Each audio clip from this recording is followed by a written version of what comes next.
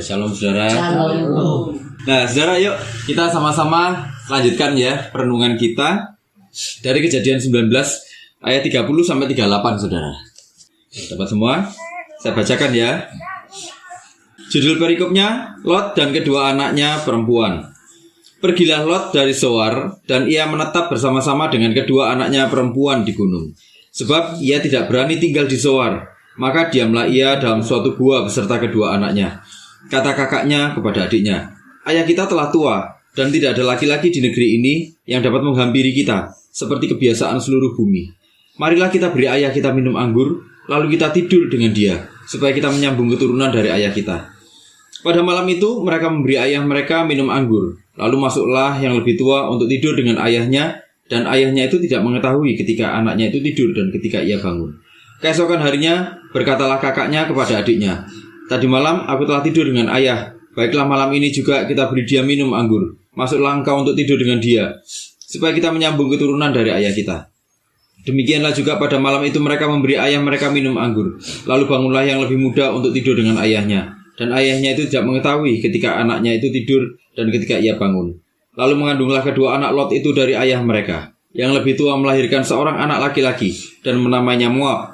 Dialah bapak orang Moab yang sekarang. Yang lebih muda pun melahirkan seorang anak laki-laki dan menamainya Ben-Ami. Dialah bapak Bani Amon yang sekarang. Nah saudara, jadi ini cerita setelah Sodom hancur ya. Sodom hancur, Lot ini minta pergi ke Zoar, ya kan?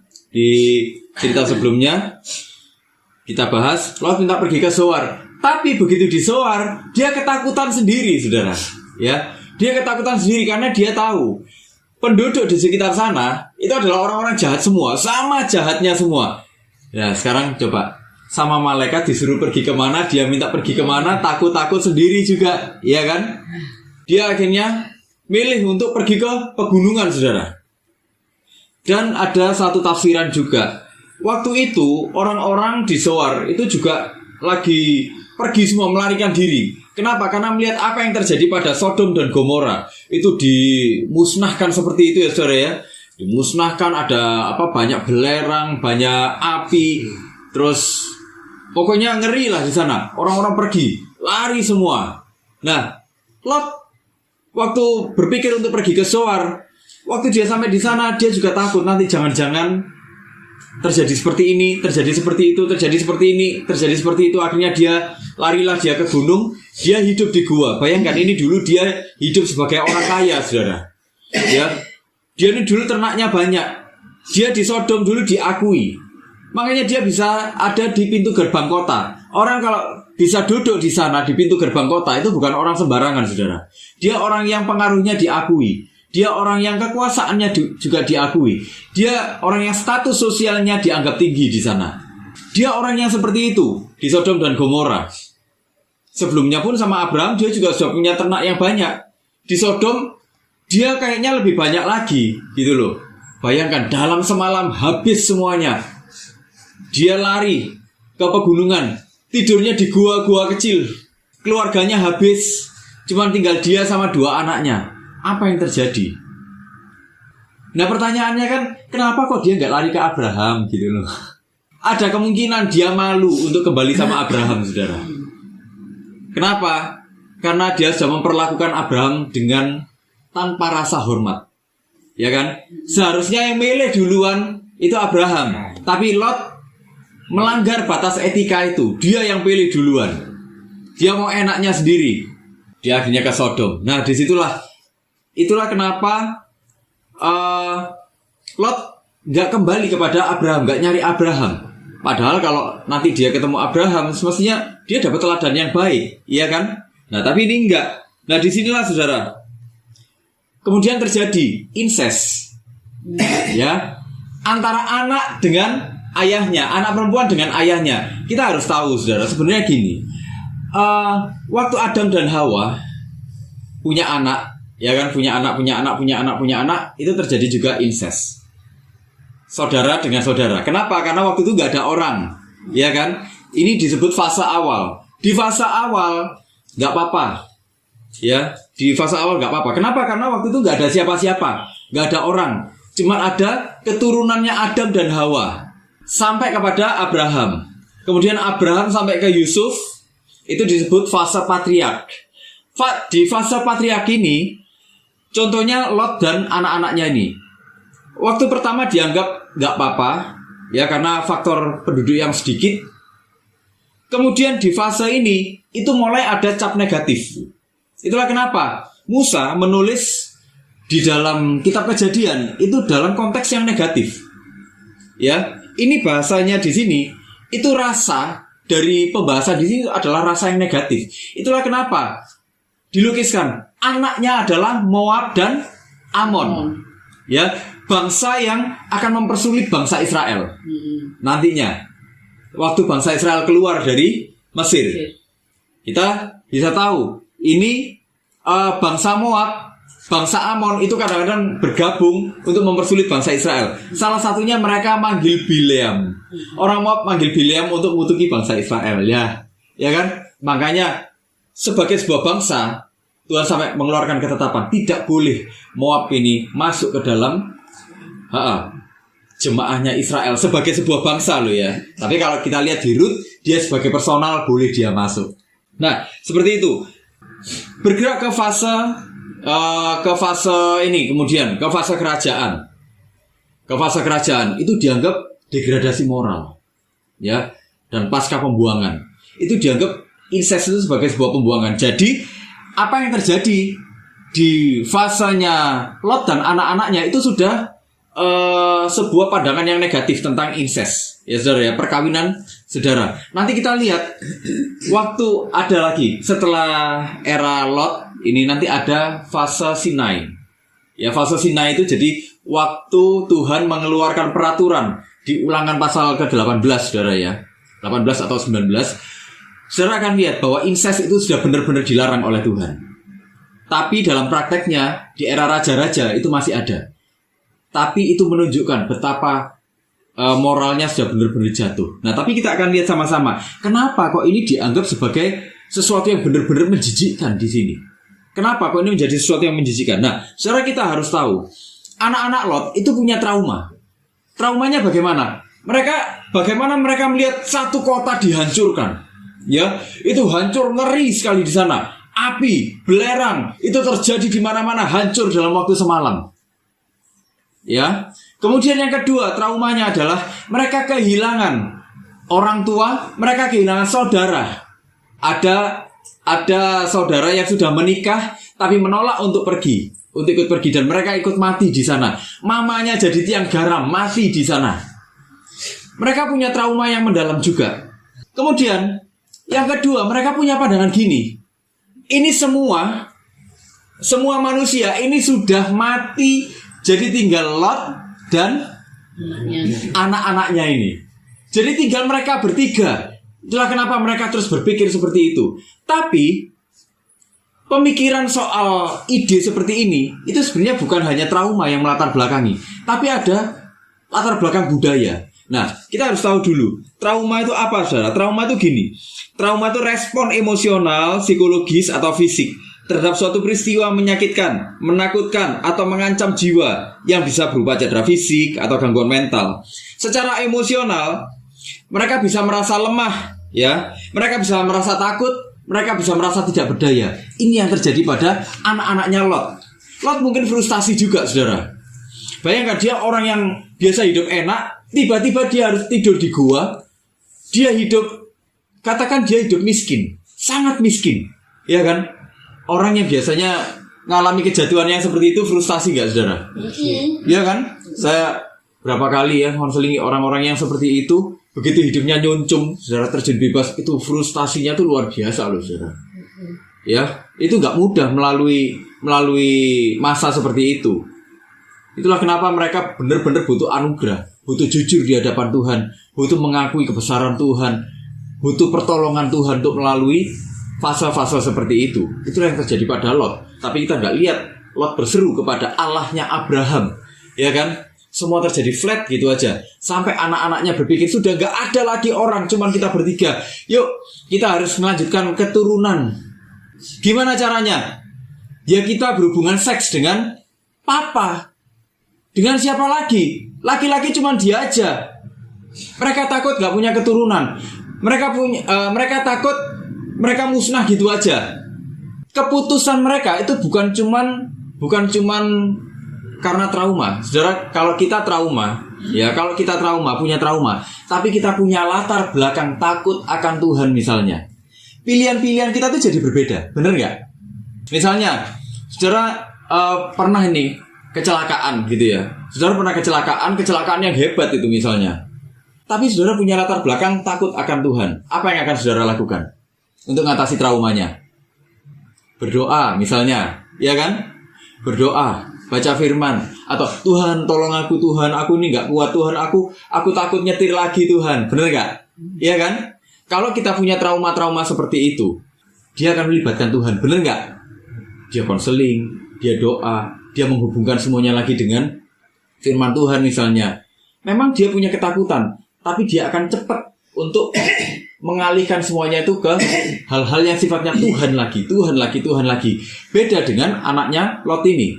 Dia terbiasa dengan budaya seks bebas. Orang-orang di Sodom dan Gomora memang dosanya itu multidimensi ya. Tapi kita bisa lihat beberapa yang terkemuka dosa-dosanya itu dosa-dosa penyimpangan seksual, iya kan?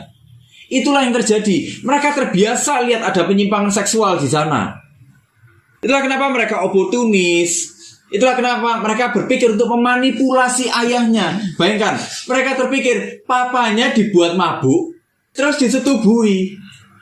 Giliranku pertama, nanti terus giliranmu. Ada kemungkinan ini dilakukan berulang kali. Ya bagaimana saudara? Pemikiran yang seperti ini, saudara, ini incest yang pertama kali dicatat dalam Alkitab antara ayah dengan anak. Dan langsung dicatat dalam konteks ini menjijikkan sekali. Jadi ini sebenarnya satu ironi. Ironi kenapa? Karena keluarga ini diselamatkan, tapi nggak lepas dari hidup Sodom, nggak lepas dari hidup lamanya gitu loh. Mereka itu sebenarnya bukan cuma korban keadaan, tapi apa? Kegagalan. Mereka itu simbol dari kegagalan. Kenapa? Karena hilang fokusnya dari Tuhan. Mereka sudah diselamatkan, tapi mereka nggak fokus kepada Tuhan. Mereka nggak lihat Tuhan. Bayangkan mereka itu digandeng sama malaikat, saudara ya, dipaksa keluar sama malaikat. Kapan hari kita bahas ya. Mereka, jadi Lot ini masih berlambat-lambat, berusaha ngulur-ngulur waktu, diseret sama malaikat, dibawa keluar kota, ya kan? Pergi kamu. Caranya Tuhan menyelamatkan mereka. Tapi dalam proses selanjutnya mereka sama sekali nggak ngelihat Tuhan. Mereka nggak ingat sama Tuhan. Yang mereka ingat cuma apa? Budaya lama. Kisah traumatiknya mereka dihadapi dengan budaya yang lama. Apa yang terjadi? Mereka menghasilkan keturunan yang tidak takut akan Tuhan juga. Saudara, Allahnya bangsa Moab itu siapa? Molok.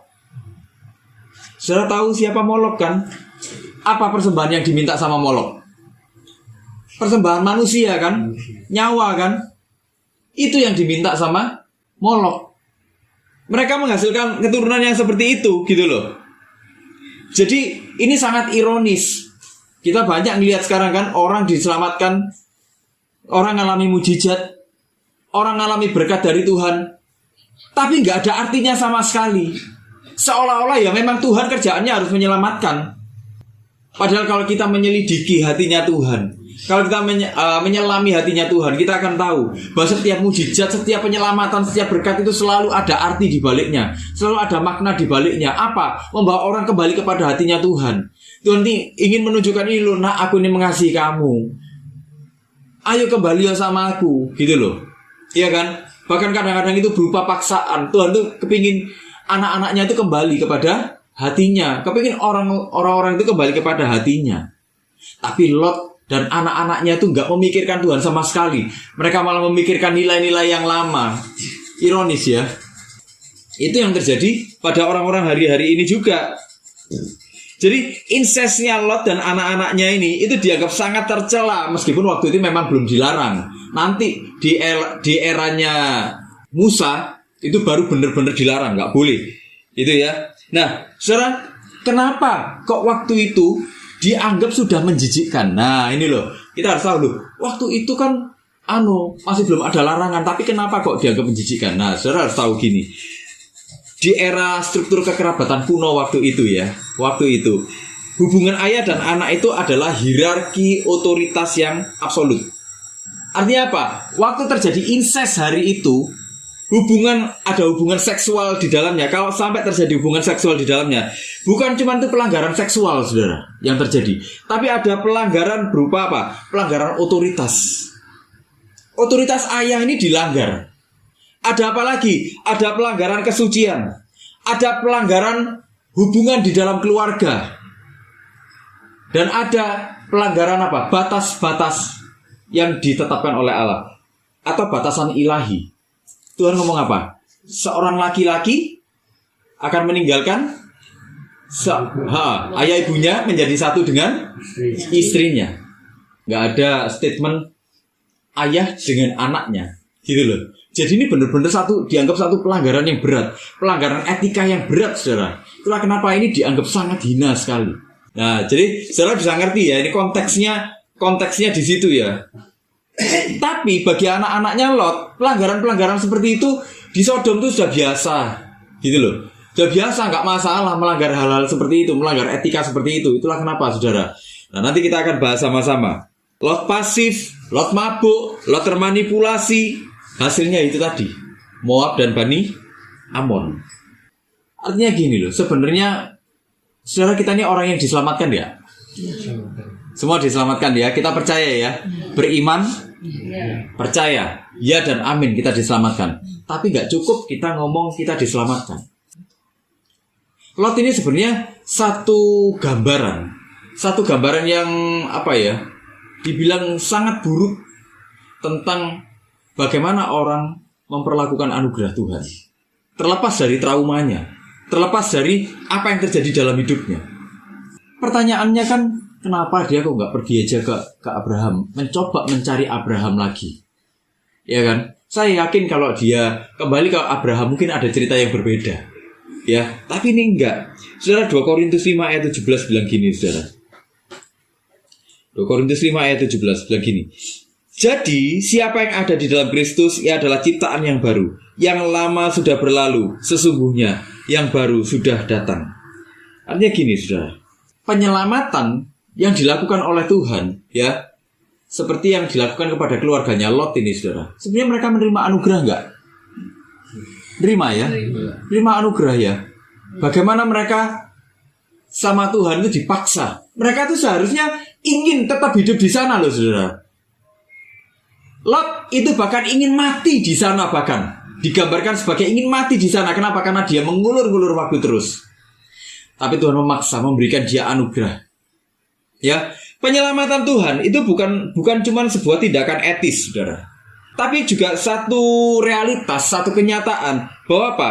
Identitas orang percaya itu seharusnya dipindahkan dari kehidupan yang lama kepada kehidupan yang baru. Gitu loh. Orang itu nggak memahami itu. Kenapa? Karena dianggap dosa itu masih terlalu enak, ya kan? Orang selalu ngomong gini, "Loh, aku ini kan masih orang percaya yang baru. Jadi kalau masih ada kehidupan lamanya dulu ya masih wajar." Orang selalu menormalisasi hal-hal seperti itu, benar nggak? Kalau kita terus menormalisasi hal-hal seperti itu, apa yang terjadi adalah seperti Lot. Lot tetap hidup dalam budaya lamanya, budaya Sodom dibawa sama dia. Itulah kenapa mewarnai kehidupannya sehari-hari dalam hubungannya dengan anak-anaknya. Mungkin Lot ini nggak mau, tapi anak-anaknya mau. Kenapa? Anak-anaknya sampai berani seperti itu karena anak-anaknya juga melihat Lot hidup separuh-separuh. Separuh hidup meratapi dalam dosa itu, kok kayak gini. Tapi separuh lagi dia hidup menikmati segala sesuatu yang dihasilkan dari dosa-dosa. Anak-anaknya tahu, papaku ini gak punya integritas kok. Wong papaku ini separuh-separuh. Kalaupun papaku sadar mungkin gak apa-apa. Mungkin marah, tapi ya mungkin marah gak lama. Atau mungkin seperti itu pikirannya. Itulah kenapa anaknya berani menormalisasi hal-hal seperti itu. Incest antara ayah dengan anak seperti itu. Padahal mereka tahu dalam budaya kuno seperti itu sebenarnya tidak baik. Tapi mereka juga tahu di Sodom hal seperti itu dibolehkan. Gitu loh. Iya toh? Nah, saudara, sebenarnya kan gini. Penyelamatan itu memindahkan dari yang seharusnya tidak selamat kepada diselamatkan. Artinya apa? Kalau kita dipindahkan dari yang seharusnya itu mati kepada kehidupan, itu kan ada satu perpindahan. Perpindahannya itu bukan cuma etis. Bukan cuma etis itu dalam artian gini, kamu lo ya sudah diselamatkan lo ya, bukan cuma gitu. Tapi ada kehidupan yang total sudah dipindahkan. Misal Kohin ini anak remaja, gitu ya. Misal Kohin ini anak remaja, masih cute, gitu ya, masih unyu gitu ya, kulit kencang semua, gitu, ya, rambut hitam semua. Terus saya datang, saya ngadopsi Kohin. Ini misal Kohin ada di panti asuhan ini. Terus saya adopsi Kohin, saya bawa pulang. Seharusnya kehidupan itu berubah nggak, Kohin? Berubah ya. Budayanya berubah nggak seharusnya? Berubah ya. Nilai-nilainya berubah nggak? Kohin seharusnya ngikuti cara hidup saya atau cara hidup lama di panti asuhan? Cara hidup saya kan? Bener ya, nilai-nilai saya. Kan seharusnya seperti itu. Begitulah seharusnya penyelamatan.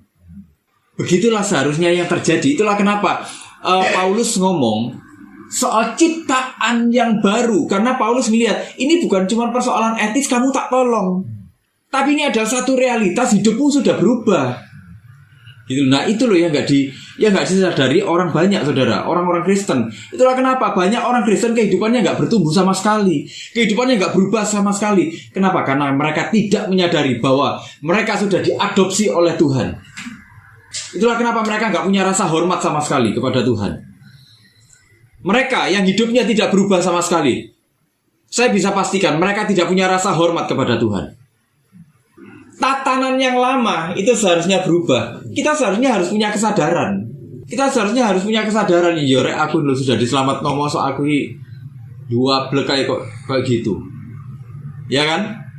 Pantasan orang-orang Kristen itu yang dicari cuma berkatnya aja. Ya kan? Kenapa? Karena mereka merasa memang itulah pekerjaannya Tuhan yang harus menyelamatkan mereka. Aku hidup baru. Kenapa? Karena Tuhan yang butuh aku. Tuhan yang butuh umatnya. Makanya kita berani ngancam Tuhan. Kalau Tuhan gak berkati aku pindah agama. Lu iya toh? Iya kan, kita banyak ketemu sama orang-orang yang kayak gitu kan. Itu kenapa orang berani ngancam-ngancam Tuhan. Waktu orang pindah dari kehidupan lama kepada kehidupan baru, orang dibawa kepada apa? Kepada pengetahuan. Orang dibawa kepada ini, saudara ya, Kolose 3 ayat 10. Dan telah mengenakan manusia baru yang terus-menerus diperbarui untuk memperoleh pengetahuan yang benar menurut gambar kaliknya. Ya, pengetahuan yang baru menurut gambar kaliknya. Orang memperoleh satu pengenalan yang baru. Supaya apa? Supaya orang itu jadi serupa, segambar dengan Tuhan. Waktu orang menyadari bahwa dia diambil untuk jadi serupa segambar dengan Tuhan, diproses untuk jadi serupa segambar dengan Tuhan, dia akan punya apa? Satu pengertian yang baru. Bagaimana dia harus bersikap? Itulah kenapa di Roma 12 ayat 2 dibilang gini, saudara. Janganlah kamu menjadi serupa dengan dunia ini, tetapi berubahlah oleh pembaruan budimu, sehingga kamu dapat membedakan manakah kehendak Allah, apa yang baik, yang berkenan kepada Allah, dan yang sempurna. Waktu kita punya pengenalan akan Allah, kita akan bisa membedakan ini kehendak Tuhan atau bukan. Tuhan mau ini atau enggak. Hidup kita sepenuhnya dikendalikan oleh itu. Bukan lagi dikendalikan oleh keinginan-keinginan hati kita, kesukaan-kesukaan kita, tapi dikendalikan oleh kesukaannya Tuhan. Itulah seharusnya hidupnya orang-orang yang diselamatkan. Tapi sekarang enggak kan. Orang kalau cari gereja gereja yang kayak apa, saudara? Ayo. Menyenangkan hatinya, yang gede, yang megah, yang mewah, bener nggak? Yang khotbahnya menyenangkan telinga, motivasional. Kamu akan diberkati, bener nggak? Iya kan? Yang nggak lama-lama. Wes, 60 menit cukup. Nggak perlu setengah jam. Iya toh? Yang kayak gitu, gereja yang sering bagi-bagi door prize, enak, gereja ini kan meriah. Iya toh? Gereja-gereja yang kayak gitu kan, yang soundnya enak. Iya toh? Supaya nggak ngantuk. Iya, waktu puji-pujian nggak ngantuk, waktu firman ya ngantuk juga. Nah, itulah kenapa kalau kita sudah bisa membedakan mana kehendak Allah, ya, mana yang baik menurut Allah, kita akan bisa hidup di dalam kekudusan. Efesus 4 ayat 24 saudara bilang gini, ya, dan mengenakan manusia baru. Ini ya, dari tadi manusia baru terus, yang telah diciptakan menurut kehendak Allah di dalam kebenaran dan kekudusan yang sesungguhnya. Orang waktu bisa hidup dalam kekudusan, dia memahami, kuduslah kamu sebab aku kudus. Sebenarnya hidup dalam kekudusan mustahil enggak? Secara Allah itu kudus, benar enggak? Ya. Dan Allah itu enggak bisa bercampur dengan dosa. Tapi kita ini manusia, ada dosanya enggak? Ada. Kita misalnya lagi mikir jahat dikit aja, ada orang motong kita memang enggak misu, gitu ya. Kita enggak misu, kita enggak mukul dia. Kita lagi ngomong gini, saya tak kui pisang. Iya, udah jahat gak pikirannya? Tandek no, tak gibeng, tak jendus-jendus nondasmu. Dia kan? Jahat gak itu saudara? Sampai ketian kabeh. Sadis kan? Jahat kan? Dosa gak? Dosa. Nah, dengan berpikir seperti itu, sebenarnya kita bisa nggak jadi kudus seperti yang Allah harapkan? Bisa. Tapi Tuhan ngomong kuduslah kamu sebab aku kudus. Ya apa terus ini? Ayo. Nah, kalau usaha, saudara, nah masalahnya gini, kalau kita usaha, ada dosa setitik aja. Tapi enggak Allah kasih karunia kali. Nah, betul, jawabannya adalah kasih karunia. Jadi saudara mulai memahami ya. Disinilah peran kasih karunia-Nya Tuhan. Jadi apa yang kita bahas selama ini semuanya adalah persoalan kasih karunia. Waktu kita menerima kasih karunia Tuhan, kita sudah dianggap benar oleh Tuhan, dikenakan pakaian kebenaran. Ya, dalam teologinya Paulus di Roma, kita dianggap benar. Jadi sekalipun kita masih berdosa, tapi di hadapan Tuhan kita sudah dianggap benar. Tapi, nah ini, saudara, motivasi hati. Nah, saudara, waktu kita sudah dikuduskan oleh Tuhan, waktu kita sudah dibenarkan oleh Tuhan, itulah kenapa dalam kehidupan akan terjadi yang namanya pengudusan. Pengudusan itu apa yang tidak benar di hadapan Tuhan, apa yang salah di hadapan Tuhan dipangkas semuanya. Jadi seumur hidup, apa yang tidak berkenan kepada Tuhan itu dipangkas sama Tuhan, dipangkas sama Tuhan, dipangkas sama Tuhan, dijadikan semakin serupa segambar dengan Tuhan. Gitu loh. Itulah kenapa kita bisa berpikir untuk mulai jijik dengan dosa. Saudara, kita mungkin masih berbuat dosa, tapi kita tidak ingin lagi hidup di dalam dosa. Nah, itu bedanya. Jadi saudara, itulah kenapa kita bisa hidup kudus di hadapan Tuhan. Karena waktu kita menerima kasih karunia Tuhan, hati kita juga diubahkan. Kita ngomongin Tuhan, aku jijik dengan dosa-dosa masa laluku. Aku gak mau hidup di sana lagi. Aku ingin hidup bersama denganmu. Nah, spirit untuk tidak hidup di dalam dosa inilah itu diperhitungkan oleh Tuhan. Nah, itu loh saudara. Jadi saudara bisa paham ya di sini ya. Jadi kita bisa hidup kudus di hadapan Tuhan.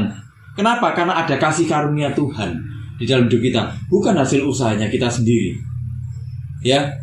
Karena kasih karunia Tuhan memampukan kita. Kasih karunia Tuhan membuat kita jijik dengan dosa. Kasih karunia Tuhan memalingkan wajah kita kepada Tuhan. Itulah kenapa kita bisa tetap mengerjakan keselamatan kita. Gitu loh. Nah, itu yang gak dipahami oleh banyak orang. Itulah kenapa orang kurang ajar dengan Tuhan, saudara. Orang Kristen banyak yang kurang ajar dengan Tuhan. Kenapa? Ya itulah, mereka gak memahami kasih karunia Tuhan. Sama seperti hidupnya Lot. Dalam pandangan bapak-bapak gereja. Sebenarnya perubahan manusia itu bukan cuman moralnya yang berubah waktu kita menerima Tuhan, tapi batin. Kenapa kok bapak-bapak gereja ngomong perubahan batin? Batin itu menggambarkan keseluruhan hidupnya. Jadi bukan cuman moralnya yang berubah. Aku nggak mau kayak gitu. Aku nggak mau kayak gitu. Aku nggak mau lagi rasan-rasan misalnya, atau aku nggak mau lagi nipu orang, enggak. Karena itu nggak pantas. Bukan cuma kayak gitu, bukan cuma moralnya, tapi batinnya berubah. Batin itu manusianya yang paling dalam. Manusia sejatinya itu berubah. Seluruh hidupnya ikut berubah. Dalam pandangan bapak-bapak gereja, transformasi sesungguhnya itu ada di dalam batinnya. Di setelah nanti moralnya juga ikut berubah, hidupnya ikut berubah. Jadi jangan seperti Lot, tapi berubahlah. Berubah seluruhnya. Berubah. Kenapa? Karena kamu sudah dipindahkan sama Tuhan. Jadi bukan disuruh pindah. Gitu loh konteksnya itu. Waktu Paulus ngomong di satu titik. Jadi siapa yang ada di dalam Kristus, di satu titik itu engkau dipindahkan. Wah, ini Tuhan memindahkan, bukan nyuruh pindah. Kalau nyuruh pindah orang kira-kira bisa nggak saudara? Nggak bisa. Lot aja mau mati dalam dosanya. Iya toh. Nah itu loh saudara. Ia adalah ciptaan yang baru. Yang lama sudah berlalu. Ya, yang lama sudah berlalu, selesai. Sesungguhnya yang baru sudah datang. Ini bentuknya perfect. Perfect itu apa? Sempurna, sudah selesai. Kamu benar-benar diperbarui oleh Tuhan. Nah itu loh. Jadi saudara bisa ngerti ya, artinya menjadi ciptaan yang baru. Bukan saudara disuruh berusaha sendiri, enggak. Tapi saudara memang dipindahkan. Itulah kenapa kita harus menghormati Tuhan, menghormati anugerah. Kenapa? Karena orang-orang yang menerima kasih karunia Tuhan, hidupnya selalu diubahkan. Kenapa? Dipindahkan menjadi ciptaan yang baru. Gitu loh. Nah, disitulah kita bisa ngerti saudara. Secara antropologis ya, dulu ya, identitas seseorang itu ditentukan oleh apa? Relasi. Bener gak? Ditentukan oleh apa? Status. Ya kan? Ditentukan oleh apa lagi? Keluarga. Ya kan? Kamu dari keluarga mana? Anak sopo. Ya kan? Itu menentukan kan? Status sosialmu apa? Tapi hari ini menurut Paulus, identitasmu ada di dalam Tuhan. Ya. Identitasmu ditentukan oleh hubunganmu dengan Tuhan. Jadi kamu gak perlu minder. Kamu gak perlu merasa rendah diri. Gitu loh. Secara psikologis saudara, ciptaan yang baru itu apa? Menjadi dasar identitasnya lagi.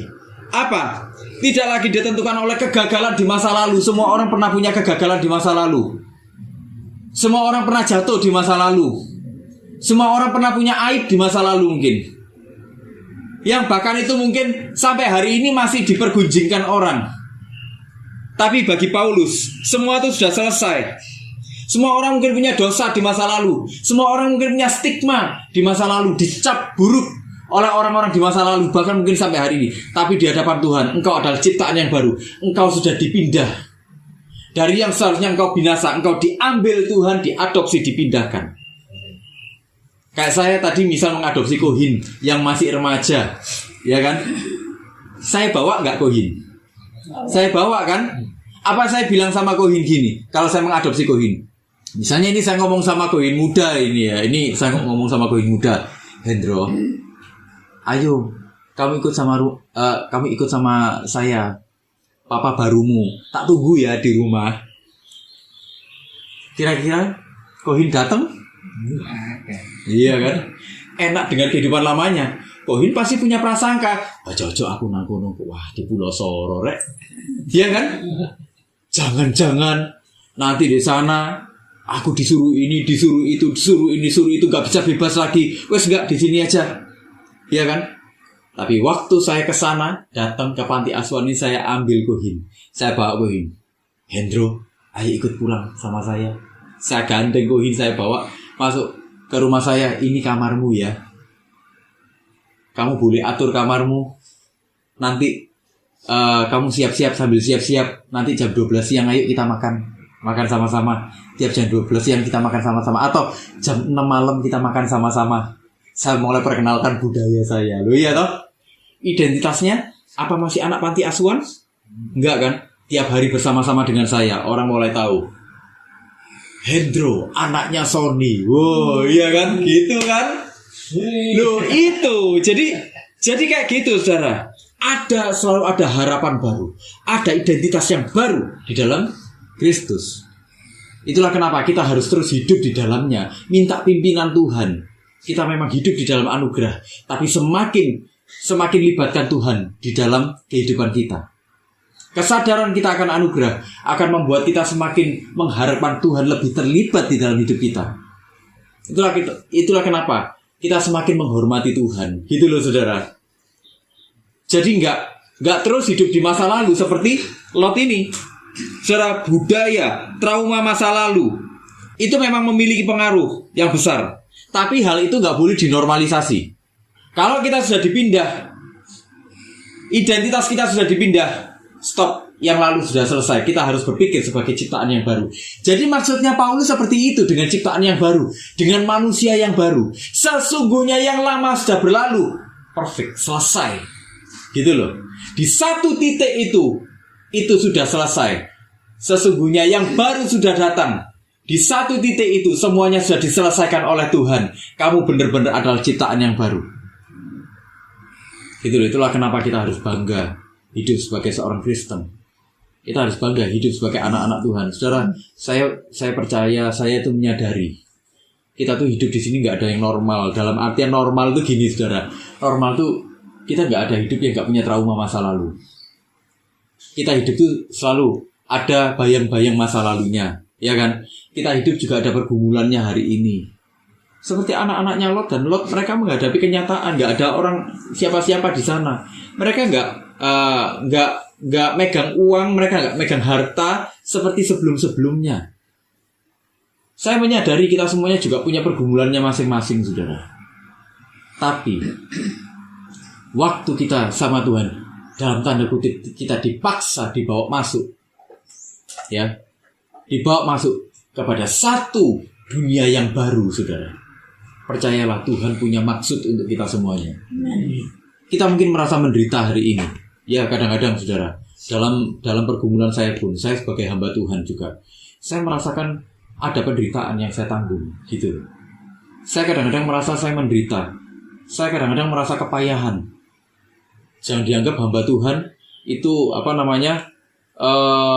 punya akses khusus dari Tuhan. Enggak, sama aja. Saya juga manusia, sama seperti saudara. Saya punya daging juga. Saya merasakan lelah kadang-kadang.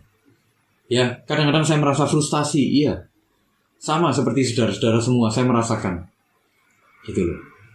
Tapi di satu titik saya mulai memalingkan wajah saya lagi kepada Tuhan. Iya ya, kalau Tuhan bawa saya sampai sejauh ini, saya tetap melihat sampai hari ini tetap ada penyertaan Tuhan. Saya kadang capek, tapi kadang Tuhan memberi saya penghiburan. Ya kan? Tapi kadang-kadang Tuhan ngasih berkat-berkat yang tiba-tiba, yang bikin saya terhibur saat itu. Kenapa? Supaya saya kuat lagi menjalani hidup. Ya, waktu saya capek, ada lagi penghiburan dari Tuhan. Untuk apa? Supaya saya kuat lagi menjalani hidup. Dalam penderitaan kita semua tetap ada maksud. Amin, saudara. Jadi jangan menyerah, saudara ya. Jangan pernah putus asa dalam hidup ini. Itu saya tetap memotivasi kita semua, mendorong kita semuanya. Yuk, saudara, Tuhan punya maksud dalam hidup kita. Yuk, sama-sama kita berdoa.